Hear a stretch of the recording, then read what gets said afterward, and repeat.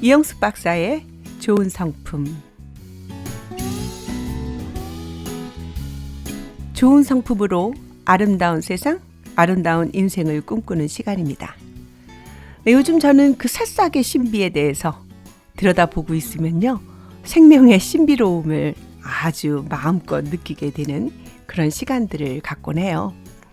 그 새싹이 말이죠, 그 조그마한 몸에 생명의 신비를 가득 품고 있다고 생각하면서 한번 들여다보세요.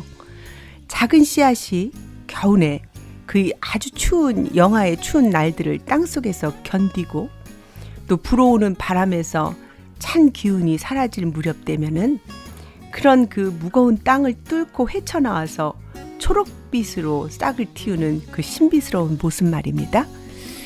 그 딱딱한 흙이 겨울에는 이불처럼 씨앗을 덮어 주어서 포근하게 느껴지지만 그 힘없는 여린 새싹이 머리로 떠밀고 나오기에는 무척 무거웠을 텐데 말이죠. 그 따뜻한 빛과 맑은 공기를 마시기 위해서 있는 힘을 다해서 쉬지 않고 끈질기게 말이에요. 조금씩 그 무거운 그 땅을 뚫고 땅속을 뚫고 조금씩 올라왔을 그 새싹의 모습 생각하면 정말 그 작은 그 싹이 위대한 생명이다 하는 그 놀라운 생명의 힘을 느껴지기도 하죠. 숲속의 식물들도 자연의 소리를 듣고 반응하면서 성장한대요.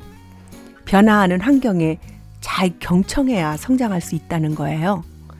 식물은 생존을 위해서 빛과 물을 필요로 하기 때문에 식물의 뿌리는 물을 찾아 항상 아래로 자라고요. 줄기는 빛을 향해서 위로 자란다고 해요. 춥고 긴 겨울 동안 땅속에 웅크려 지내던 씨앗이 따뜻한 햇빛과 땅속에 물이 흐르는 그 소리를 듣고요. 봄의 변화에 재빨리 경청하여서 스스로 뿌리를 내리고 새싹을 밀어내는 그런 모습이라는 거죠. 와, 우리는 그 새싹을 보면 봄이 왔구나 생명의 계절을 느끼기도 하죠. 정말 그 하나님의 창조하신 이 경이로운 자연현상, 그 중에 아무것도 없는 것 같은 땅에 하나의 씨앗이 심겨져서 싹이 나고 잎이 나서 열매를 맺는 그런 과정, 정말 신기하죠? 그렇게나 작은 알맹이 안에 어떻게 그렇게 복잡한 구조의 체계가 담겨 있는지 우리가 다 과학적인 원리로 이해하는 것은 어렵지만 직접 씨앗을 심어서 싹이 나고 잎이 나고 꽃과 열매가 맺어지는 과정을 눈으로 경청하면서 하나님의 위대한 능력을 발견할 수 있을 것이죠. 마가복음 4장 26절 28절 말씀이에요. 또 가라사대 하나님의 나라는 사람이 씨를 땅에 뿌림과 같으니 그가 밤낮 자고 깨고 하는 중에 씨가 나서 자라되 어떻게 그리 되는지 알지 못하느냐. 네, 정말 하나님의 나라는 사람이 씨를 땅에 뿌림과 같이 생명의 나라입니다. 네, 이 생명들이 오늘도 그 경청함으로 자신들의 생명을 키우고 성장하고 자라고 있다라고 하니까 이 경청의 성품이 다시 새롭게 신비로울 만큼 우리를 감동되게 만들지 않습니까? 네, 경청의 정의. 경청이란 상대방의 말과 행동을 잘 집중하여 들어 상대방이 얼마나 소중한지 인정해 주는 것. 좋은 나무 성품학교 경청의 정의입니다.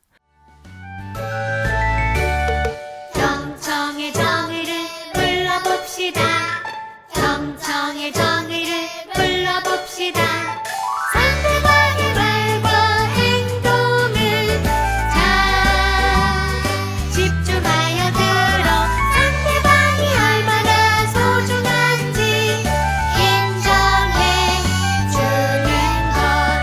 경청의 정의를 불러봅시다. 경청의 정의를 불러봅시다.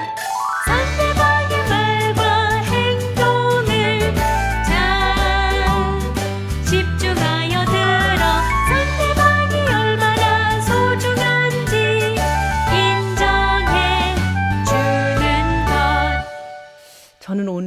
중요한 주제를 좀 한번 생각해 보고 싶은 거예요.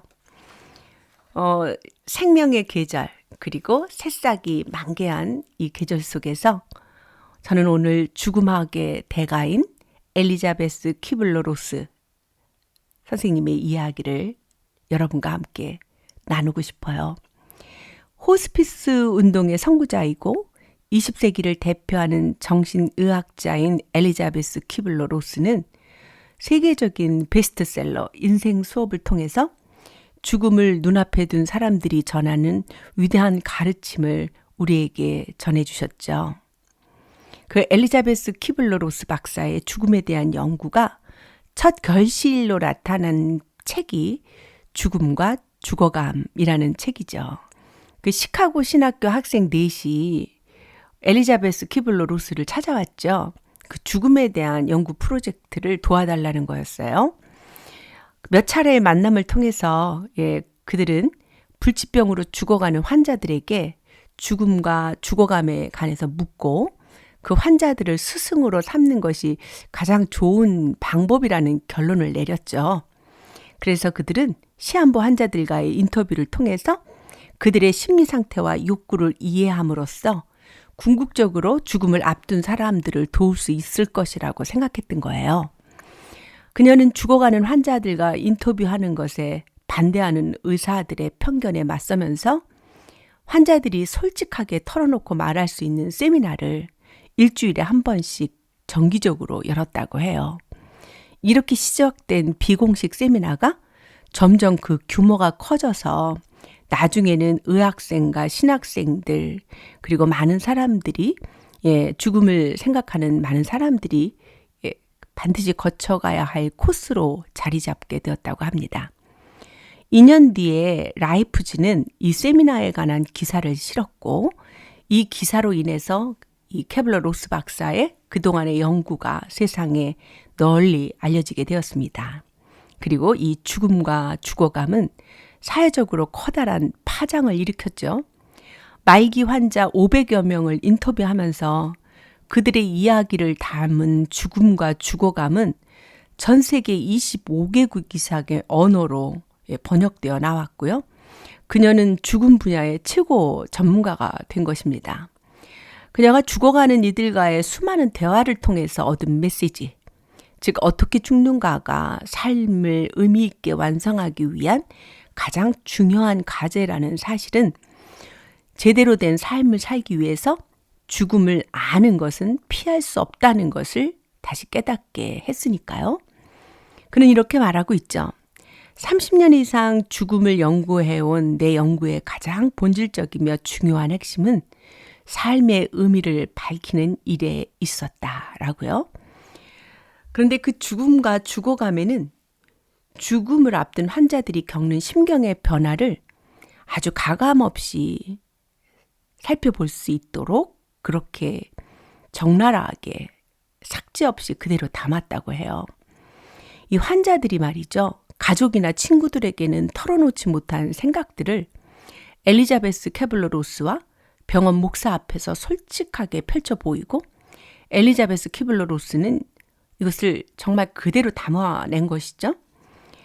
그런 그 11번째 입원으로 이 몸과 마음이 지칠 대로 지쳐서 누구도 그녀의 말에 귀 기울여 주지 않아서 분노하고 있던 환자, 또 자신은 죽음으로 준비하고 싶지만 가족들의 바람으로 병원에서 사투를 강요당하던 또 다른 환자, 자신이 운영하던 치과 진료실을 닫아야 한다는 사실을 받아들이지 못하는 어떤 환자, 죽음에 대해서는 일절 언급하고 싶어 하지 않던 어떤 환자, 또 어린 두 아들을 남기고 먼저 떠나야 한다는 사실에 가슴 아파 울부짖던 어떤 여인, 많은 환자들이 극도의 좌절감, 무력감을 느끼고 있었고 특히 그 존재의 의미를 찾을 수 없었던 거죠.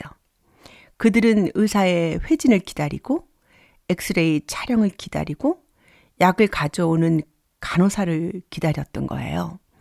그들의 일상은 단조롭고도 끊임없이 반복되었어요.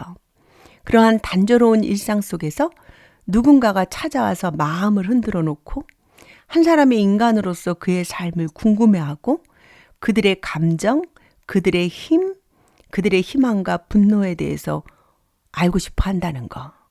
그것은 정말 새로운 혁신이었던 거예요.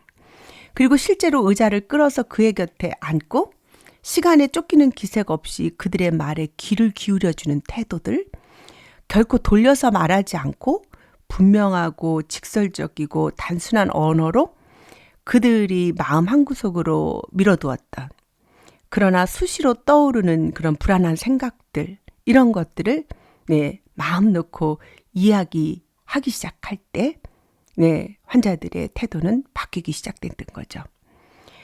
그렇게 환자의 단조로운 일상과 외로움, 아무 기약도 없는 고통스러운 기다림을 걷어냈던 것입니다.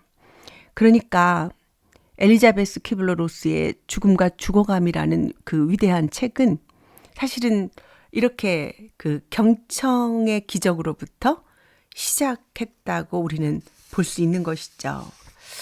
그러니까 훗날 그 경청의 위대함, 그것을 이렇게 말했어요. 죽음의 모든 단계에서 환자가 갈망하는 것은 삶의 순간에 우리가 원하는 것과 다르지 않다는 것. 누군가 자신의 이야기를 들어주기를, 공감해 주기를 바란다는 것. 그렇게 들어주는 사람 곁에서 그들은 삶의 의미를 쫓는 희망을 놓지 않는다는 것.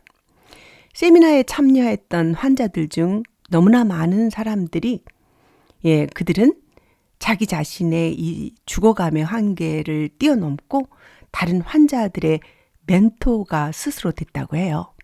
그리고 그 짧은 시간 동안 우리 인간은 저마다 독창적인 삶을 살아감으로써 인류 역사의 한 올로 우리 자신을 엮어 넣었다고 그는 고백하고 있습니다. 와, 저는 이 글을 읽으면서 다시 한번 우리의 그 생명을 시작하는 그 경청이라는 의미도 소중하지만 또 죽어감이라는 의미 속에서도 경청이란 무엇인가를 다시 한번 생각해 보게 됩니다. 경청이란 상대방의 말과 행동을 잘 집중하여 들어 상대방이 얼마나 소중한지 인정해 주는 것. 그러니까 경청은 인간에게 생명을 깨닫게 해주는 성품인가 동시에 우리의 생명을 잘 마무리할 수 있도록 도와주는 어마어마한 성품이네요. 경청의 성품, 이번에는 영어 버전으로 한번 들어볼까요? 좋은 나무 성품학교가 만든 노래 한번 들어보고 다시 시작하도록 하겠습니다. Let's sing with attentiveness definition. Let's sing with attentiveness definition. Being thoughtful to the words and actions of others. Being thoughtful to the words and actions of others. To show you care about them, to show you care about them.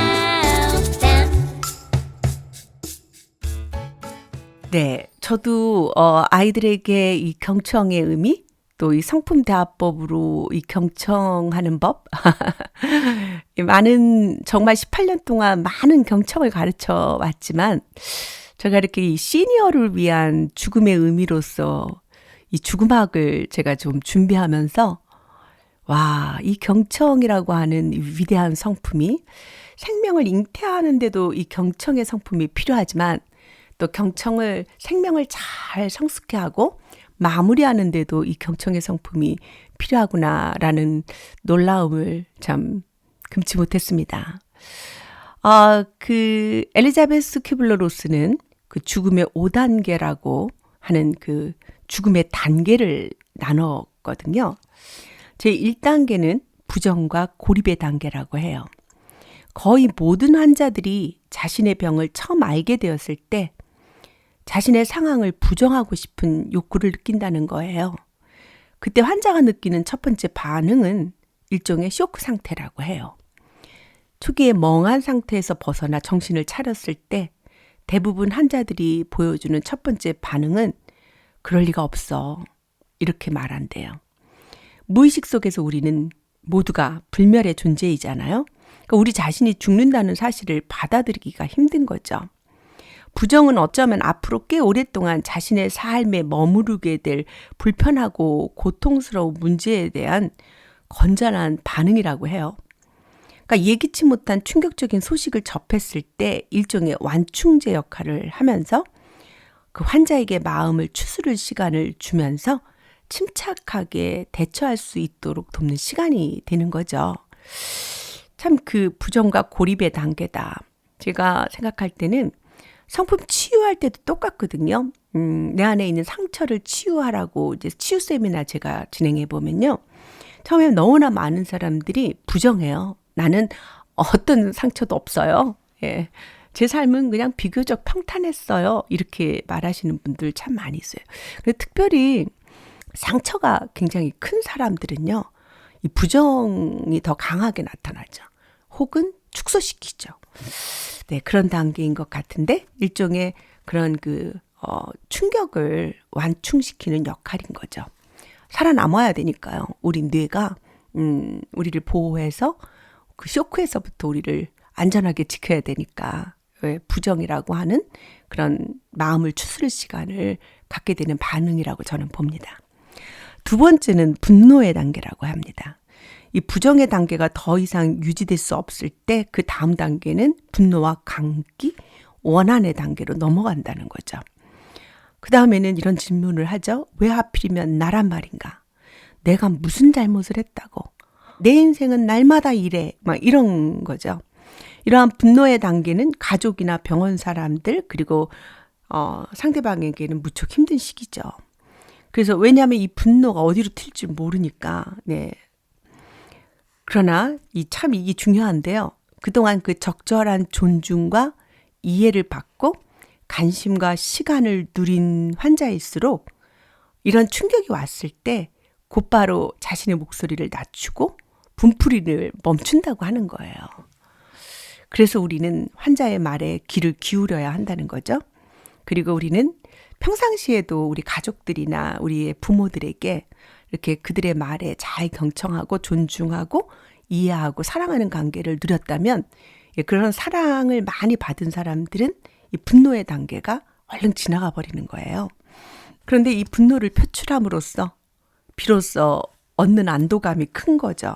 그리고 마지막 시간을 편안하게 보낼 수 있도록 돕는 시간이 된다는 거예요. 세 번째 단계는 협상인데요. 이제 첫 번째 단계에서 슬픈 사실을 받아들일 수 없는 충격을 받았고 또 두 번째 단계에서 정말 그 인생을 만드신 분께 분노하는 일이 일어났다면 세 번째는 좀 이제 협상하는 단계로 도달하게 되는데요. 만약 하나님이 나를 데려가기로 하셨다면 내 생명을 조금만 더 오래 살게 해준다면 제가 이렇게 살겠습니다. 제가 이렇게 하겠습니다. 라고 하는 환자들의 협상이죠. 어떻게 보면 죽음을 미루기 위한 하나의 수단일 수 있어요.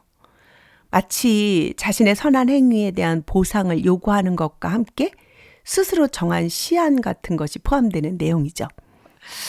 저도 그런 적이 있었던 것 같아요. 저희 어머니의 죽음 앞에서 어렸던 딸은 그렇게 기도했어요. 하나님, 우리 엄마를 10년만 더 살게 해주시면 제가 하나님의 일을 하겠습니다. 그런 기도를 정말 간절히 기도했던 지금 생각하니까 협상의 단계네요. 그렇게 기도한 적이 있었어요. 그런데 하나님께서 그 기도를 들어주셨어요. 예, 정말 저희 어머니 그 기도 끝나고 10년 넘게 사시고 가셨죠. 예, 하나님 선하신 분이시니까요. 협상하는 거죠. 네 번째 단계는 우울인 거죠.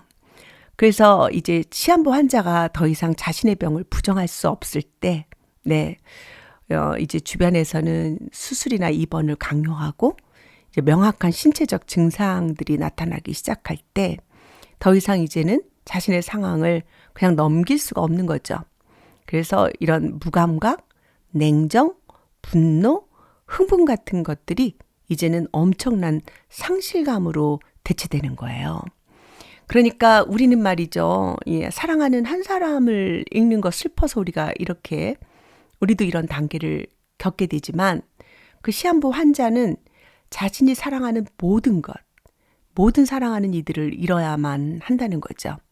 그래서 사실은 그 환자는 곁에서 끊임없이 슬퍼하지 말라고 말해주는 사람과 함께 있을 때보다 자신의 슬픔을 표현할 수 있게 해주는 사람과 함께 있을 때 마지막을 훨씬 더 편안하게 받아들인다는 거예요. 그런데 정말 그럴 것 같아요. 예를 들면 나 정말 이런 게 너무 슬퍼 이러는데 그게 뭐가 슬퍼? 괜찮아. 너는 괜찮을 거야. 이렇게 말해주는 사람은 함께 있으면 피곤할 것 같아요. 나 이렇게 될까 봐 걱정돼. 이러면 나도 그래요. 그렇게 되지 않도록 우리 기도해요. 왜 안 그렇겠어요? 나도 그런데. 뭐 이렇게 말해줄 때 훨씬 더 편안해질 것 같아요. 그럴 것 같지 않으세요? 어떠세요, 여러분? 제5단계는 수용이라고 하죠. 죽음을 앞둔 환자는 오히려 마음의 평안을 찾고 자신의 죽음을 받아들이고 주변에 대한 관심도 차츰 잃어가고 혼자 있고 싶어하고 바깥 세상의 소식들에 대해서 궁금해하지 않고 자신에게 집중되는 거죠. 그래서 환자 주변의 중요한 문제들을 해결하고 난 후 이제는 영원히 눈을 감는 것은 오직 시간 문제라는 것을 환자가 알고 있을 때 더 이상 아무 말도 할 필요가 없음을 환자에게 일깨워 줄 수 있게 될 때 이때 그 수용의 단계죠. 이제는 평안하게 그냥 서로 손을 한번 잡고 사람들의 얼굴을 바라보고 말이 필요 없는 거죠. 그리고 베개에 머리를 기대고 함께 눕고 어떤 말보다 많은 의미를 전할 수 있는 거죠. 함께 있음으로 눈으로도 우리는 많은 말을 해줄 수 있다고 봅니다. 저는 이 5단계를 보면서요. 이 5단계는 꼭 죽음을 앞둔 사람들에게만 필요한 게 아니고 인생을 사는 우리들이 매일매일 접하는 크고 작은 일들, 또 우리들의 상처를 대하는 우리들의 태도들, 또 어떤 사건에 충격을 받은 쇼크에 대하는 우리들의 모습들, 이런 속에서도 그냥 얼마든지 볼 수 있는 그런 사례들인 것 같아요. 그래서 저는 그런 생각을 해요. 그러니까 누구에게나 그랬듯이 위대한 생명의 잉태 앞에서도 그 생명을 사랑하는 배려하는 한 사람이 필요하듯 그 아름다운 죽음을 위해서도 또 사랑하는 이의 죽어감을 위로하는 진정한 이 배려, 그 사람의 마음을 진짜 알아주는 그런 배려의 성품이 이 죽어감이라고 하는 그 죽음을 준비하는 때에도 아주 필요한 그 성품이라고 생각하게 됩니다. 그러고 보니까 그동안 우리는 이 얼마나 죽음과 죽어감을 진정으로 이해했는지 한번 질문하게 되고요.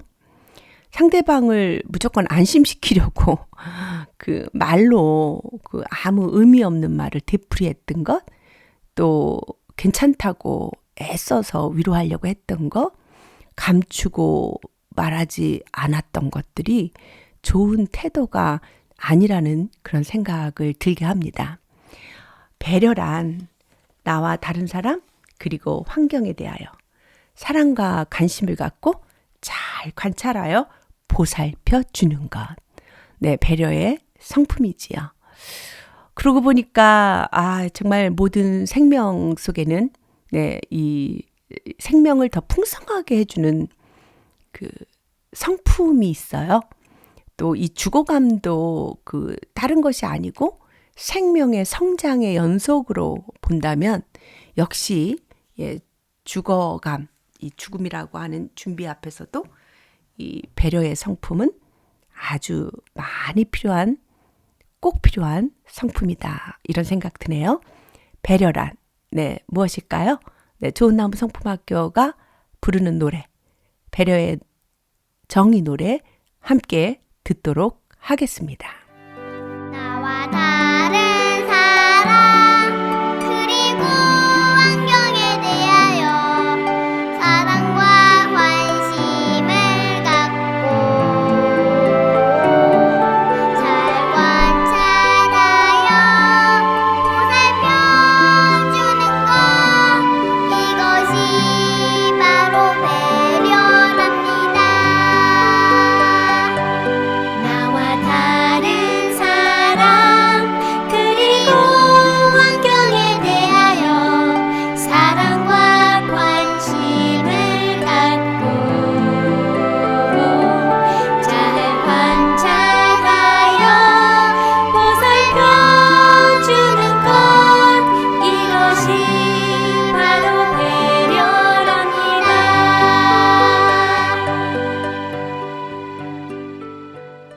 이영숙 박사의 좋은 성품 시간입니다. 저는 오늘 이 죽음이라고 하는 이 대전제 앞에서 성품을 묵상해보는 시간을 가졌거든요. 그런데 역시 그 성품은 우리가 이렇게 자녀를 잘 키우고 또 자녀를 잘 양육하는 데만 필요로 쓰는 것이 아니라 이렇게 우리 인생의 마지막 시간에도 아주 많이 필요한 거구나라는 생각을 하게 됩니다. 자기 자신을 많은 사람들은 죽음 전문가라고 말하는데 사실은 그렇지 않다라고 고백하죠. 사실은 내 연구의 가장 본질적인 핵심은 삶이 중요하다는 것이다 라고 그는 말해요. 그러니까 결국은 죽음을 생각하는 것은 삶의 중요함을 느끼는 것이라는 거죠. 그가 이제 마지막 숨질 때 어떻게 죽음을 맞이했을까요? 그의 장례식은 파티 같았다고 해요. 엘리자베스의 두 자녀는 풍선으로 장식한 하얀 상자를 열었고요. 거기에 커다란 호랑나비가 날아올랐대요. 그리고 뒤돌아보고 삶을 헛되이 보냈다고 후회하지 않도록 살아가세요. 해온 일을 후회하지 않도록 또는 다른 삶을 바라지 않도록 살아가세요. 정직하고 충만하게 삶을 살아가세요. 라고 생애 수레바퀴에서 쓴 그녀의 이야기가 들리는 듯 했다는 거예요. 너무 감동이었어요. 저도 제 죽음 마지막을 어떻게 할까 늘 저도 생각하고 지내거든요. 근데 이거 참 좋았던 것 같아요. 나의 자녀가 풍선으로 장식한 하얀 상자를 딱 열었더니 거기 그 호랑나비가 헐헐 날고 그러니까 그 호랑나비가 부활을 의미할 수 있다는 거죠. 죽음같이 꽃이 다 죽었다고 생각하는 생명체가 아닌 것 같은 그 육신을 버리고 나서야 꽃이 속에서 이런 나비가 탄생할 수 있다는 이 부활의 의미, 다시 삶의 의미라는 거예요. 그래서 그의 장례식은 또 하얀 봉투 속에서 다 열었더니 나비들이 날아갔다는데 그것도 아주 굉장한 장례식이 될 것 같아요. 여러분 어떠세요? 여러분의 끝은 어떨까요? 이렇게 죽음학을 생각해서 오늘은 생명과 죽어감과 죽음이라고 하는 인생의 중요한 그 생명의 연속성, 생명의 성숙함이라고 하는 것을 우리가 생각해 보면서요. 그 속에서 우리가 얼마나 더 잘 살아야 하는지, 오늘 이 순간을 더 열심히 얼마나 우리가 살아내야 되는지를 생각해 보는 것입니다. 그만큼 또 좋은 성품은 필요한 것이죠. 우리 인생을 더 행복하게 말입니다. 좋은 성품을 가르치고 배우기를 원하시는 분들은 이영숙 박사의 라이프 레슨 유튜브에 들어오시면 되고요. 좋은 성품 TV에 여러분 많은 책들과 강의들이 있으니 참조하세요. 여러분 고맙습니다. 다음 주 이 시간에 또 뵙도록 하겠습니다. 이영숙 박사의 좋은 성품이었습니다. 감사합니다.